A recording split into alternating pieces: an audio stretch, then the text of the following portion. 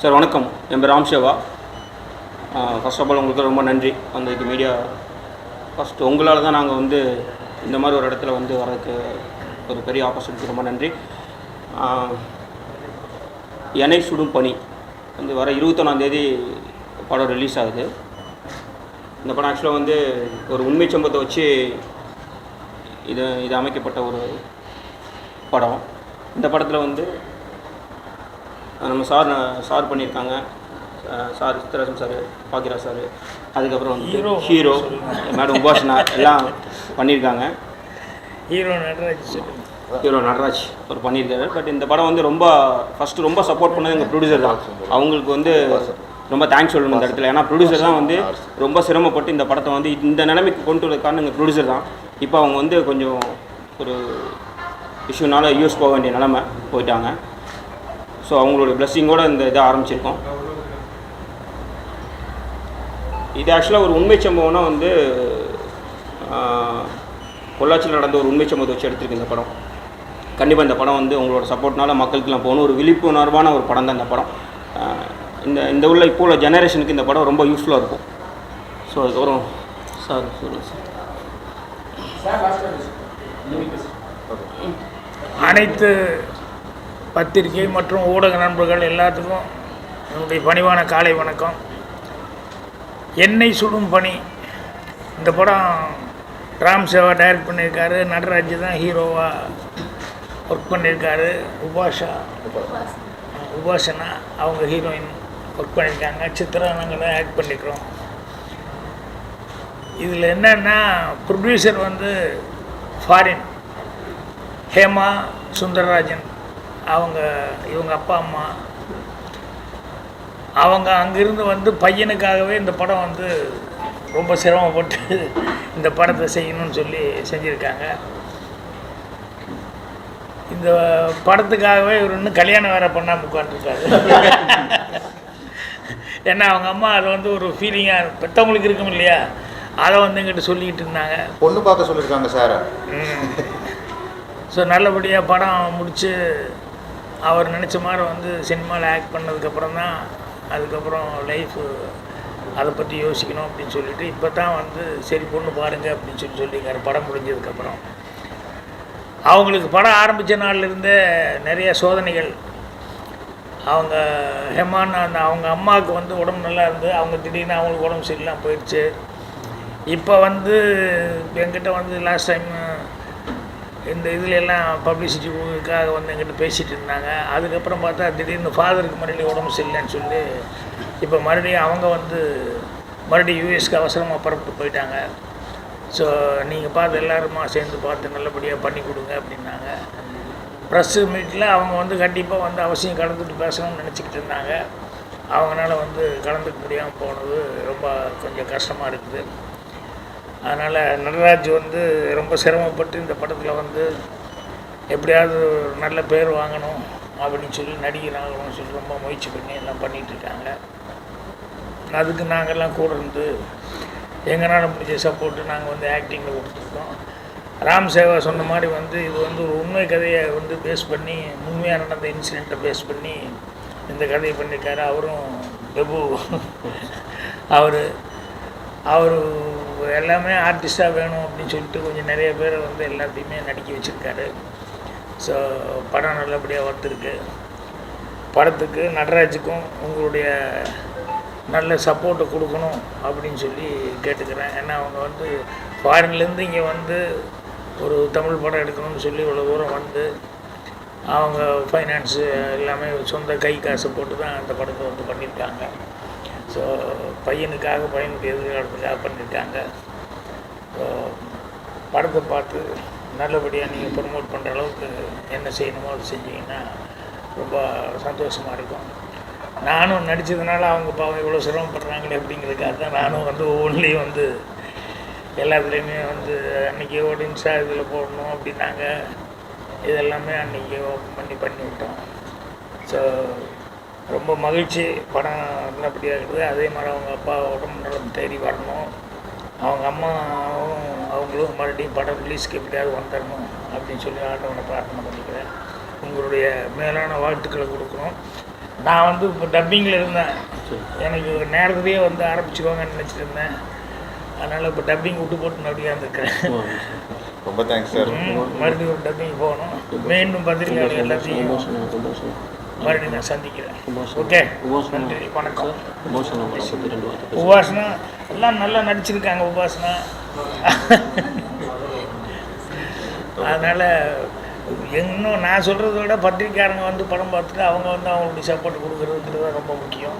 கண்டிப்பாக நம்ம சொன்ன மாதிரி நம்ம வெளியூர்லேருந்து வந்து இருக்கிறவங்களுக்கு வந்து வந்தவரை வாழைக்கும் எல்லாத்தையும் வந்து எல்லாருக்கும் வணக்கம். இந்த படத்தினுடைய தயாரிப்பாளர் ஹேமலதா சுந்தரராஜை பற்றி பாக்யராஜ் சொன்னார். உண்மையில் சொன்னோன்னா இது போன்ற தயாரிப்பாளர்களாக தான் இன்றைக்கு சினிமா உலகம் இயங்கி கொண்டிருக்கிறது. ஏன்னா உங்களுக்கே நல்லா தெரியும், பெரிய படங்கள்னு பார்த்திங்கன்னா வந்து ஒரு 20-25 படங்கள் தான் தமிழ் சினிமா உலகில் தயாராகுது. இன்றைக்கு 200க்கும் மேற்பட்ட படங்கள் வருதுன்னா இதில் 150லேருந்து 160 படங்கள் இது போன்ற தயாரிப்பாளர்களாக தான் சினிமா உலகத்தில் வந்து தொழிலாளர்கள் வந்து தொடர்ந்து வேலை செய்ய முடியுது. அதுக்கெல்லாம் காரணம் இது போன்ற தயாரிப்பாளர் தான். இதுக்கு பின்னால் தன்னுடைய மகனை கதாநாயகனாக்கணும் அப்படின்ற அவங்களுடைய ஆசை இருந்தால் அதையெல்லாம் தாண்டி பார்த்திங்கன்னா ஒரு தயாரிப்பாளராக ஒரு சீசன்டு தயாரிப்பாளர் எப்படி ஒரு திரைப்பட நிறுவனத்தை நடத்துவாங்களோ, எப்படி எல்லாருக்கும் உரிய நேரத்தில் அவங்க பணத்தை கொடுத்து எப்படி அவங்களெல்லாம் கவனிச்சுப்பாங்களோ அதை விட மிகச்சிறப்பாக இவங்க அம்மாவும் அப்பாவும் எங்கள் எல்லாரையும் ரொம்ப நல்லா பார்த்துக்கிட்டாங்க. அதுக்கு வந்து எங்களுடைய சார்பாக அவங்களுக்கு நிச்சயமாக நன்றியை சொல்லி ஆகும். நட்ராஜும் சரி உபாசனாவும் சரி தங்களுடைய பணியை இந்த படத்தை ரொம்ப சிறப்பாக செஞ்சுருக்காங்க. இது போன்ற புதுமுகங்கள் படத்தில் நடிக்கும்போது கொஞ்சம் அடையாளம் தெரியணும் அப்படின்றதுக்காக தான் பாக்யராஜ் போன்ற கலைஞர்கள் எல்லாம் அவங்க இந்த படத்தில் வந்து முக்கியமான ஒரு வேடத்தில் நடிக்க வச்சுருக்காங்க. இது போன்ற கலைஞர்களை சப்போர்ட் பண்ணுறதுக்காக பாக்யராஜ் பார்த்திங்கன்னா படத்தில் நடிக்க ஒப்புக்கொண்டது மட்டும் இல்லாமல் இந்த படத்தை விளம்பரப்படுத்துகிற எல்லா நிகழ்ச்சியிலையும் இதில் பார்த்திங்கன்னா எத்தனை பேர் நடிச்சிருக்காங்க இந்த லிஸ்ட்டை பார்த்தா உங்களுக்கு தெரியும். இதில் எத்தனை பேர் இங்கே கலந்துட்டுருக்கோன்னு நமக்கு தெரியும். இதில் இருக்கிற லிஸ்ட்டில் இருக்கிற ஆட்களை விட இவர் எவ்வளோ முக்கியமானவர் அப்படின்றது எல்லோரும் அறிஞ்ச விஷயம். இவங்களில் பல பேர் இன்றைக்கி வரல, ஆனால் பாக்யராஜ் இங்கே வந்திருக்காருன்னா அதுக்கு முக்கியமான காரணம் இது இங்கேருந்து அமெரிக்காவிலேருந்து வந்து ஒரு திரைப்படத்தை எடுக்கணும் ஒரு ஆர்வத்தோடு வந்திருக்காங்க. அவங்களுக்கு நம்மால் முடிஞ்ச ஒரு சப்போர்ட்டை கொடுக்கணும் அப்படின்ற ஒரு நல்ல குணம் தான். ஏன்னா பாக்யராஜ் வந்து சினிமா உலகத்தில் எப்படிப்பட்ட இடத்துலேருந்து வந்தார் அப்படின்னு தெரியும். அதாவது சினிமா உலகத்துடைய ஆரம்ப நிலையிலேருந்து இன்றைக்கு ஒரு உயர்ந்த நிலையை அடைந்திருக்கின்ற ஒரு கலைஞர் தான் பாக்யராஜ். அதனால தான் இப்படி வந்து அந்த நன்றி உணர்ச்சி அவரால் வந்து வெளிக்காட்ட முடியுது அப்படின்னு நினைக்கிறேன். யார் சினிமாவில் போனாலும் உங்களுக்கு நம்ம முழுசாக சப்போர்ட் பண்ணணும் அப்படின்ட்டு. ராம் சேவா பொறுத்த வரைக்கும் என்னென்னா அவருடைய எல்லா படங்களையும் நான் நடிச்சிருக்கேன். முதல்ல டைரக்ட் பண்ணது ஒரு நல்ல ஒரு வேகமாக செயல்படக்கூடிய ஒரு இளைஞர் இயக்குனர். இது போன்ற இயக்குனருக்கெல்லாம் என்னுடைய ஒரே ஒரு அறிவுரை தான், அதை நான் இங்கே பதிவு செய்யணும்னு நினைக்கிறேன். இன்றைக்கு சினிமாவில் இருக்கிற சூழ்நிலையில் மிக முக்கியமானது கதை. நீங்கள் எல்லாருமே நல்ல கதைகள் எழுதுகின்ற ஆற்றல் படைத்தவர்களாக இருக்கிறாங்க. எவ்வளவோ கதைகள் வந்து இன்றைக்கி கதாசிரியர் எழுதியிருக்காங்க, பல இலக்கிய கருத்தாக்கள் எழுதியிருக்காங்க. அதனால் கூடுமான வரைக்கும் திரைப்படங்கள் உருவாக்கும் போது அந்த கான்ட்ரிபியூஷன் எடுத்துக்கணும். நாம் கதை எழுதுக்கிறோம். இப்போ நானும் வந்து பல படங்களை கதை வசனம் எழுதி டைரக்ட் பண்ணவன் தான். இது ஒருத்தர் கதை கிடைக்கும்போது அவருடைய கான்ட்ரிபியூஷன் படத்தில் அமையுது. அதுக்கு திரைக்கதை அமைக்கிறதுக்கு இன்னொரு தேர்ந்த ஒரு கதாசிரியர் கூப்பிடுங்க. சினிமாவில் எத்தனையோ பேர் இருக்காங்க அனுபவம் உள்ளவங்க. அந்த ஆளை கூப்பிடும்போது இவங்க எல்லாருடைய கூட்டு முயற்சியில் ஒரு படம் உருவாகும் போது இன்னும் கொஞ்சம் மிகச்சிறப்பான இடத்தை அடைவதற்கு வாய்ப்பு இருக்குது. அதனால் ஒரு நல்ல கதாசிரியர் ஒரு நல்ல ஒளிப்பதிவாளர் தான் சினிமாவில் ரொம்ப முக்கியமான விஷயம்.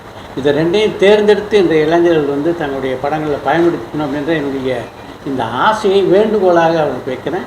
இந்த படத்தை பொறுத்த வரைக்கும் இந்த எந்த ஒரு திரைப்படமும் உங்களை போன்ற பத்திரிகையாளருடைய முழு ஆதரவு இல்லாமல் மிகப்பெரிய வெற்றி அடைவது கடினம்.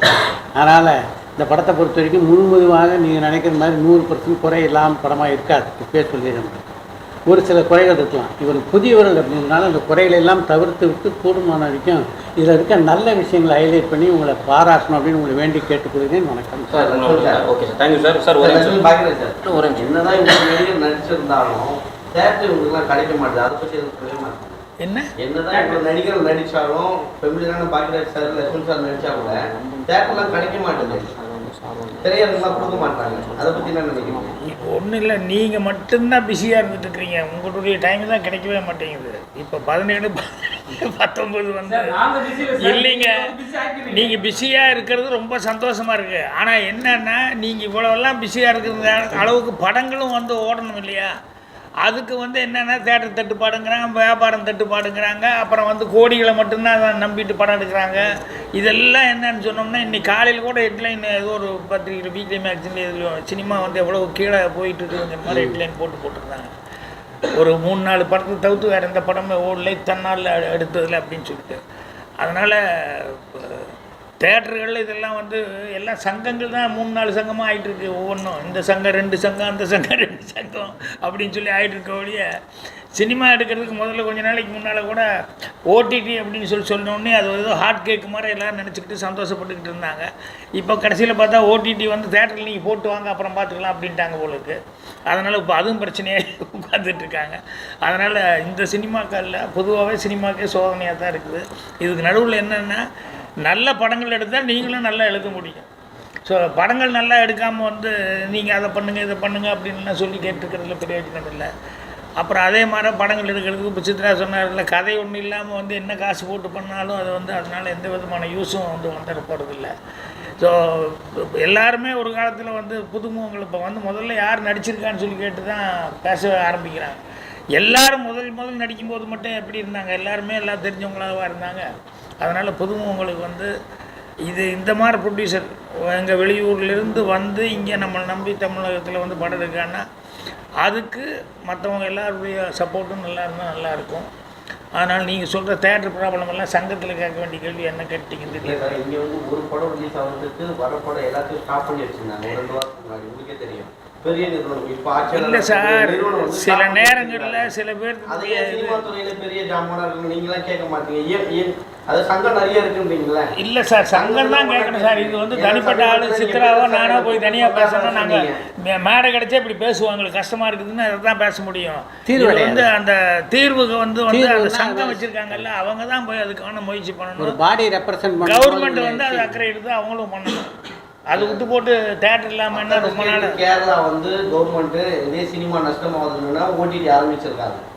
இங்கே தமிழ்நாட்டில் ஏன் அதை சினிமாவை கண்டுக்கவே மாட்டாங்க? கலைஞர் இருந்தார், ஜெயலலிதா இருந்தாங்க, அவங்க சினிமா துறையில் வந்ததுனால அவங்க இதை பார்த்துட்டு இருந்தாங்க, என்ன கஷ்டம்னு. இப்போ இருக்க ஆட்சியாளருக்கு அதை பற்றி தெரியுமா தெரியாதான்னு தான் கேட்கும். ஏன் நீங்களாம் போய் சொல்லக்கூடாதா? இல்லை, இப்போ இருக்கிற ஆட்சியாளர் சினிமா துறை மேலே கவனம் செலுத்து அப்படின்னு சொல்ல முடியாதுங்க. ஒரு மிகப்பெரிய திரைப்படம் அவங்களும் சினிமாலேருந்து வந்தவங்க, துணை முதல்வர் சினிமா நடிச்சு அவங்களுக்கு தொடர்பு இன்றைய முதலமைச்சர் பெருசாக பண்ணி சார். பெரிய படம் வரும்போது அவங்க தான் வாங்கிக்கிறாங்க, மீதி எல்லாத்தையும் அப்படியே கீழே தள்ளிடுறாங்கன்னு குற்றச்சாட்டு வருது. நீங்கள் சொல்கிற மாதிரி துணை முதல்வர் சொன்னீங்களே, அவங்க ஒரு கம்பெனி வச்சிருக்காங்க, ஒரு படம் ரிலீஸ் ஆகுது விடாமுயற்சிங்க, மீதி எல்லா படத்தையும் லாக் பண்ணி வச்சிருக்காங்க. அப்போ மக்கள் எந்த தேட்டருக்கு போவாங்க? எந்த தேட்டருக்கு போனாலும் அதெல்லாம் பார்ப்பாங்க. சின்ன படங்களை போய் பார்க்க முடியாதுல்ல. அவங்கள விட்டுருங்க, அவங்களே இல்லை, வேற யாரோ வேற ஒரு புது விநியோகஸ்தராக இருந்தாலும் அஜித் படம் வருது, ராம் சேவா படம் வருது, திரையரங்காரங்க யாருக்கு தேட்டர் கொடுப்பாங்க எனக்கு சொல்லுங்க சார். எம்ஜிஆர் படமும் வருது, சிவாஜி படமும் வரும்போது அங்கே ஜெமினி படமும் வரும்ல, விட்டு பாருங்க சொல்ல வரும். நீங்க எல்லாம் போய் கேட்கலாம். அந்த மாதிரி படங்களுக்கெல்லாம் வந்துட்டு தான் இருக்குது. அதனாலதான் ரப்பர் பந்தெல்லாம் ஓடுது இல்ல, பின்னெல்லாம் அதெல்லாம் கலெக்ஷன் பண்ணிச்சு. அவன் வந்து ரங்கநாதனும் அந்த காம்பினேஷன் டைரக்டர் யார் இந்த படம் பண்ணிக்கிறாங்க, இவங்கெல்லாம் வந்து என்ன தைரியத்தில் எடுக்கிறாங்க படத்தை? சார் பெரிய நிறுவனங்கிறது இல்லைங்க. பெரிய நிறுவனம் ஏன் அவங்ககிட்ட போனாங்கன்னா அவங்க ஆல்ரெடி ப்ரூவ் பண்ணாங்க. அதனால தான் பெரிய நிறுவனம் அதை மாதிரி ஆளுகளை வந்து அதை விட்டுருங்க. திறமையான ஆளுகளை டிராகன் படத்துக்கு கூட்டம் வந்தது காரணம் பெரிய நிறுவனம் தயாரிப்பு பண்ணுறதுனாலயா, அந்த படத்துடைய கதாநாயகனாலயா? அதெல்லாம் கிடையாது, கதாநாயகனால தான்.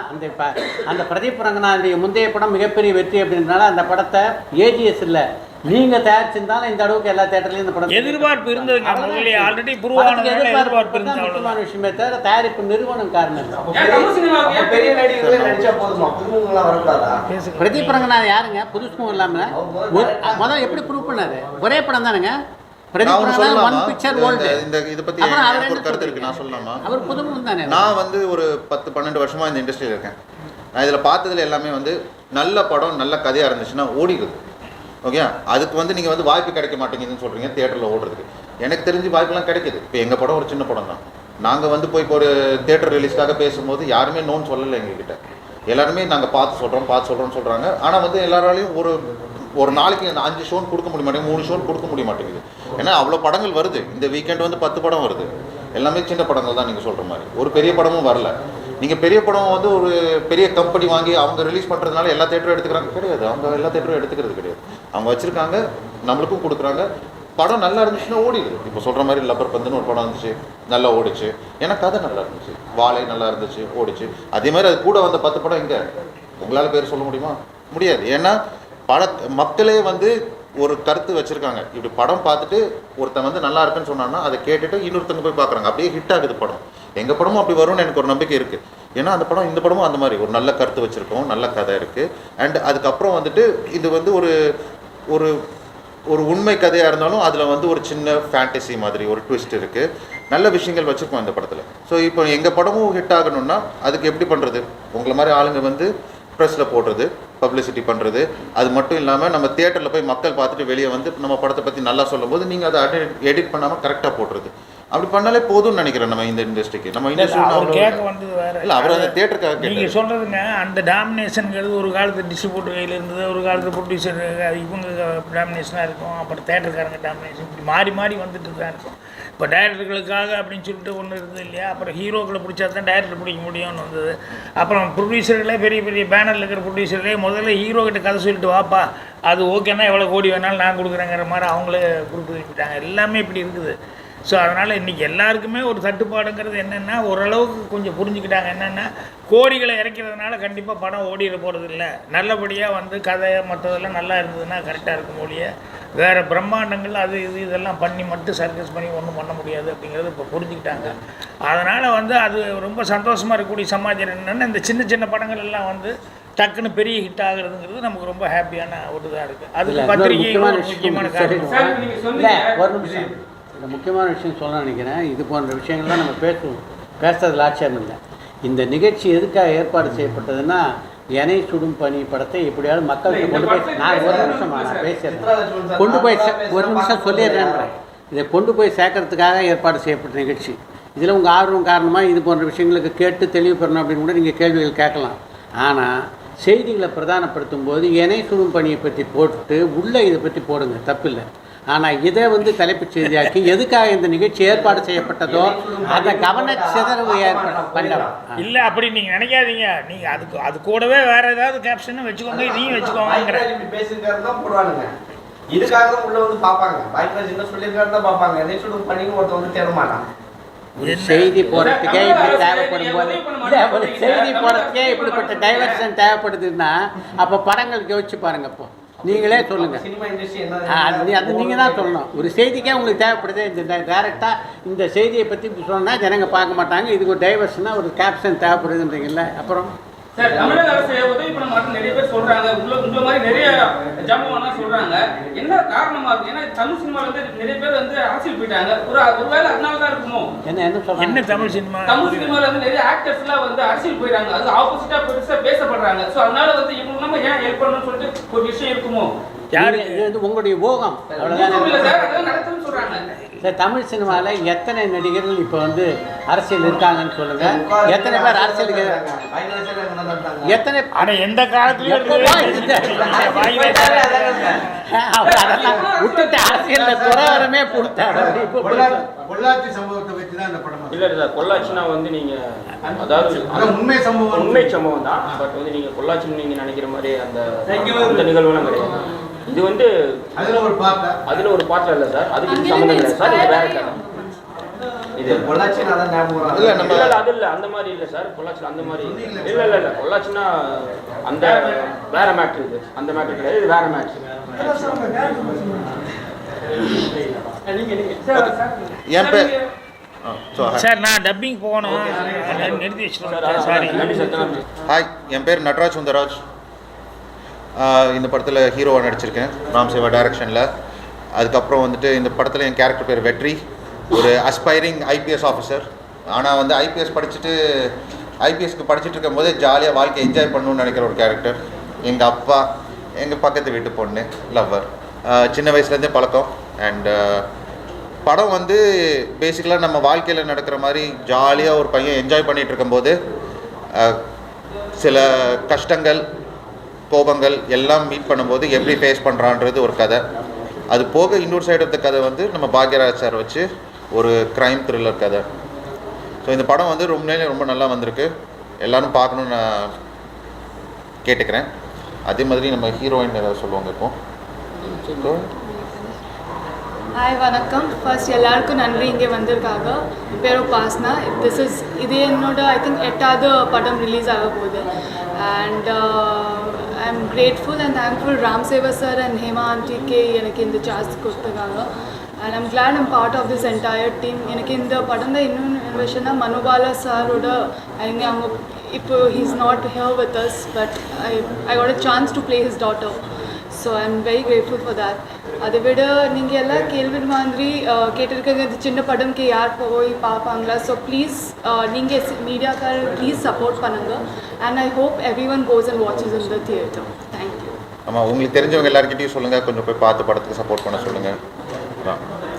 தேங்க்யூ. ராம் சேவா சார் ஏதாவது சொல்லுங்கள். இல்லை, இந்த இனிய தருணத்தில் இன்னொரு முக்கியமான செய்தியும் உங்களுக்கு பகிர்ந்துருக்கார் ராம் சேவா சொல்கிறாரு. அவருடைய அடுத்த படம் வந்து முழுக்க லண்டனில் படமாக்கிருக்காங்க. ஆரஞ்ச் ஃபிலிம்ஸ் அப்படின்ற நிறுவனத்தின் சார்பில் மகிமா தேவன் அண்ணன் தான், அவங்க தான். ஸோ அடுத்தது வந்து அப்படி ஒரு படத்தை இயக்க இருக்கிறார் அப்படின்ற செய்தியையும் உங்களுக்கு தெரிவித்துக் கொள்வதிலே மகிழ்ச்சி. கங்க்ராச்சுலேஷன். நீங்கள் சொன்னீங்க பத்திரிக்கையாளர் கரெக்டாக போட மாட்டாங்க. படம் நல்லா இருந்தாலும் நல்லா இல்லைன்னு சொல்லி ஒரு குரூப் வந்து ரிவ்யூ வந்ததில்லை. அதெல்லாம் பற்றி சொல்ல மாட்டேங்க. நீங்களும் ரிவ்யூ தான் பண்ணியிருக்கீங்க நிறைய படம். நீங்கள் நல்ல ரிவ்யூ இருக்குன்னு சொல்லுவீங்கல்ல. நல்லா இருக்கிற படத்தை ஓடி இருக்க படத்தை நல்லா இல்லைன்னு சொல்கிற ரிவ்யூ இருக்குல்ல. அப்போ அதுக்கு எதுவும் சொல்ல இது வந்து என்கிட்ட கேள்வி கேட்குறத விட நீங்கள் எல்லாம் தானே ஒரு மீட்டிங் போட்டு டிசைட் பண்ணுங்க. நாமெல்லாம் ஒரு கூட்டம் போட்டு ஏன்பா இது சரியா அப்படின்ட்டு அவங்க தேடி தான் ப்ரொடியூசர்ஸ் டேரக்டர்ஸ் எல்லாருமே வந்து அவங்க தேடி தான் போகிறாங்க, மார்க் போடுறாங்க. அவங்களுக்கு பே பண்ணால் மட்டும்தான் அவங்க நல்லா ரிவ்யூ கொடுக்குறாங்கன்னு சொல்லிட்டு அவங்க தேடி தான் போகிறாங்களே. நாங்கள் வந்து பே பண்ணி வாங்குறது கிடையாது. எங்களோட ரிவ்யூ வந்து உண்மையாக இருக்கும். சரிங்களா? நீங்கள் போய் தேடி உங்களை நான் பாராட்டுறேன். இது போன்ற இன்ஃப்ளூயன்ஸ் பண்ணுற போக்கு இருக்குல்ல, அது வந்து முறையற்றது அப்படின்னு நான் என்னுடைய யூடியூப் சேனலில் பார்க்குறவங்க நல்லா தெரியும். அதை நான் வந்து பல முறை கண்டித்திருக்கிறேன். அதாவது இது வந்து எந்த ஒரு விஷயமும் எதுவாக இருந்தாலுமே ஒரு ஹெல்த்தி க்ரோத் வேணும். இந்த ஹெல்த்தி க்ரோத் எப்படி இருக்குன்னா அதுவாக தானாக நடந்தால் தானே தவிர இது போன்று திணிக்கப்பட்டு ஒரு விஷயம் சொல்கிறேங்க. ஒரு படம் நல்லா இப்போ லப்பர் பந்து திரைப்படத்தை பொறுத்த வரைக்கும் யார் அதை பெருசாக ப்ரொமோட் பண்ணாங்க? ப்ரொமோட் பண்ணது மக்கள் தான். படம் நல்லா இருந்தது அதை ப்ரொமோட் பண்ணாங்க. அதனால் எந்த ஒரு ப்ராடக்டும் நல்லா இருந்ததுன்னா நீங்கள் வலிந்து திணிச்சு இவரை போய் நல்லா இருக்குதுன்னு சொல்ல தேவையில்லை. ஆட்டோமேட்டிக்காக நல்லா இருக்குது அப்படின்னு சொல்லுவீங்க. இப்போ ஒரு ஹோட்டலில் போய் சாப்பிட்டு வரீங்க, உங்கள் நண்பர்கிட்ட சொல்லும்போது இந்த ஹோட்டலில் தோசை சாப்பிட்டேன் ரொம்ப சூப்பராக இருந்து ட்ரை பண்ணுன்னு அப்படின்னு சொல்கிறீங்க. நீங்கள் அந்த ஹோட்டலுக்கு பிஆர்ஓவா? அந்த ஹோட்டலில் ஏதாவது காசு தர்றாரு அவங்களுக்கு இல்லை. ஆனாலும் நீங்கள் அந்த பிஆர்ஓ கேம் பண்ணுறீங்க. ப்ராடக்ட் இஸ் குட்டு, அதனால் நீங்கள் வவுச் பண்ணுறீங்க. அதுதான் சினிமா இப்போ தானே இந்த இன்ஃப்ளூயன்ஸ் எல்லாம் பார்க்குறோம். நம்ம ட்விட்டர் ஹேண்டில் இப்போ தான் இருக்குது, இன்ஸ்டா ஹேண்டில் இப்போ தான் இருக்குது. ஒரு 40-50 வருடங்களுக்கு முன்னால் பாவரசியில் பீல்சிங் படங்கள்லாம் வெற்றி பெற்ற போது இவங்கெல்லாம் யார் இருந்தாங்க? சின்ன படம் சொன்னீங்க, கதை நல்லா இருந்தது ஓடிச்சு சொன்னீங்க. அது கூட ஒரு 10 படம் வந்துச்சு. விடாமுயற்சி வரும்போது படம் நல்லா இருக்குதா? அது கூட ஏன் விடலை? அதுதான் எங்களோட கேள்வி. இல்லை, விடாமுயற்சி நான் ஒரு விஷயம் சொல்கிறேங்களே, ஒரு விஷயம் சொல்கிறேங்களே, ஒரு உண்மையை சொல்கிறேன். பெரிய நடிகருடைய படங்கள் வரும்போது அந்த படம் நல்லா இருக்கா இல்லையான்றது 2வது விஷயம். எல்லாருடைய பார்வையும் அந்த படத்தை நோக்கி தான். இப்போ நீங்களே கூட ஒரு 8 படம் வருது கூட விடாமுயற்சி வருது. ஒரு திரைப்படத்தை பார்க்கணுன்னு நீங்கள் எதை படத்தை முதல்ல சூஸ் பண்ணுவீங்க? அப்படி இருக்கும்போது அந்த படத்தை தான் ஜனங்க சூஸ் பண்ணுவாங்க போது நாம் அதை போய் சிக்கிக்கக்கூடாதுன்னு தானே. டிராஃபிக் ஜாம் இருக்குதுன்னு தெரியுது, இருந்தும் டிராஃபிக் ஜாம்பில் கார் ஓட்டுவானா புத்திசாலித்தனமாக ஒரு நாள் தள்ளி போகலான்னு நினைப்பானா? அதான் நீங்கள் பண்ணுவீங்க. இந்த படம் நாங்கள் வந்து நீங்கள் விளையிட மாட்டீங்களா? அந்த போக்கு தான். இந்த படத்துக்கு இது எல்லா இடத்துக்கும் நடக்கும். இந்த படத்துக்கு நாங்கள் டேட் ஃபிக்ஸ் பண்ணும்போது ஃபர்ஸ்ட் விடாமுயற்சி ஜனவரி 10ன்னு போட்டிருந்தாங்க. மற்ற விஷயத்துலேருந்து எப்படியாவது இணைய குடும்பம் நீங்கள் திருப்பி ட்ரை பண்ணுறாரு, திருப்பி கொண்டு போய் அங்கேயே நிப்பாட்டிடுவோம் சார். அப்படியே இல்லை, நாங்கள் வந்து இல்லை இவன் சொல்லட்டும் சார். நல்ல கேள்வி கேட்டீங்க சார். இணைய குடும்பம் மைக்கு இங்கே வாங்க, இங்கே வாங்க. ஆக்சுவலாக சார், இணை சுடுமணி தலைப்பு ஏன்னு கேட்டிங்கன்னா, லைஃப்பில் வந்துட்டு நம்ம எவ்வளோ சந்தோஷமாக இருந்தோம்னா, இப்போ சந்தோஷம் ஒரு இடத்துல இருந்துன்னு வச்சுக்கோங்களேன், அது எவ்வளோ பெரிய ஒரு இக்கட்டான சூழ்நிலை மனசு ஹாப்பியாக தான் இருக்கும். பட் வந்து ஒரு மனசு சரியில்லைன்னா நீங்கள் காஷ்மீரே போனால் கூட நம்மளுடைய மனநிலையில் வந்து கொஞ்சம் கஷ்டமாக தான் இருக்கும். ஸோ பனியே சுடுதுன்னு சொல்கிறேன்னா அங்கே போனால் கூட ஒரு நிம்மதி இல்லாத ஒரு லைஃப், அது ஒரு யதார்த்தமான ஒரு லைஃப்பில் வந்து நமக்கு ஒரு எப்போயுமே இந்த லைஃப் ட்ராவலில் வந்து நம்ம ரொம்ப கேர்ஃபுல்லாக இருக்கணும் தான் இந்த கான்செப்டே. இப்போ நம்ம சும்மா வழிபோக்கில் ஒரு சின்ன விஷயங்கள் நம்ம செஞ்சுட்டு போயிடுவோம், பட் அது ஃப்யூச்சரில் வந்து பெரிய ஒரு இழப்பாக இருக்கும். அதுதான் இந்த படத்தோடைய ஒரு முக்கிய இதாக இருக்கும். நம்ம ரொம்ப ஹாப்பியாக இருந்துகிட்டு இருப்போம், ஆனால் ஒரு டைமில் திரும்பி பார்க்குறப்ப அங்கே தப்பாக தெரிஞ்சிருக்கும். ஸோ அதான் என்னை சுடும் பனி நிறைய ஃபீல் பண்ணியிருக்காரு வாழ்க்கையில். ஓகே, ஸோ அதான் சார் என்னை சுடும் பனி. என்ன சொல்ல வரேன்னா, சந்தோஷமாக இருந்தால் கூட மனசு சரியில்லைன்னா சரியில்லை தான், சந்தோஷமாக இருந்தால் சந்தோஷமாக அது வந்து அது உண்மை. அதே மாதிரி நம்ம வந்து எவ்வளோ தூரம் எவ்வளோ ஒரு தப்பை பண்ணிவிட்டு மனசில் ஏதாச்சும் ஒரு தப்பை பண்ணிட்டோம்னு வச்சுக்கோங்களேன், எங்கே போனாலும் நமக்கு நிம்மதி இருக்காது. அதுதான் என்னை சுடும் சார். 21 ரிலீஸு. இந்த ஃப்ரைடே ரிலீஸ். ஆமாம், எல்லாம் உங்களை சாரி வெளியே ஓட்டி இருக்க மார்ச் 21 உங்களை நம்பித்தான் இருக்குது. தயவு செஞ்சு நல்லா சப்போர்ட் பண்ணுங்க சார். ஆமாம் சார், இல்லை கமர்ஷியல் 2 தான் சார். Great 2 sir. சார் தேட்டரா சார்? சார் இப்போதைக்கு 40 பிளான் பண்ணியிருக்காங்க சார். 40 இல்லை 40 தான் கிடச்சிருக்கு. பட் இன்னும் படம் கண்டிப்பாக நல்லா இருக்கும், மேற்கொண்டு தேட்டருக்கு கிடைக்கும் நம்பிக்கை இருக்குது. காஸ்ட் கடவுள் ஹெல்ப் பண்ணுவான்னு நினைக்கிறேன். சார் எல்லாரும் வந்ததுக்கு ரொம்ப தேங்க்ஸ். ஸோ அதே மாதிரி நம்ம சாரு வந்து அடுத்த என்னுடைய ப்ராஜெக்டில் ஆரஞ்சு ஃபிலிம்ஸ்னு சொல்லிட்டு மஹிபா தேவன் அண்ணன் ப்ரொடியூசரில் அந்த சாரு லண்டனுக்கு போகிறோம். உங்களுடைய இதே மாதிரி இந்த படம் மூலியமாக எனக்கு அடுத்த ஒரு ஆப்பர்ச்சுனிட்டி கிடச்சிருக்கு. ஸோ உங்கள் சப்போர்ட்லாம் எனக்கு ரொம்ப தேவை. Thank you so much.